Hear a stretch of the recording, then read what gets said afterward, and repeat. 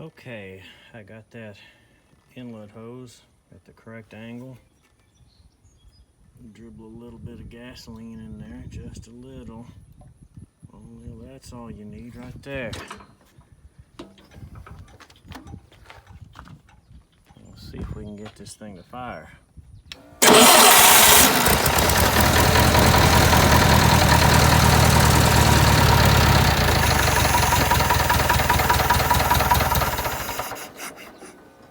Boy, that does not sound good.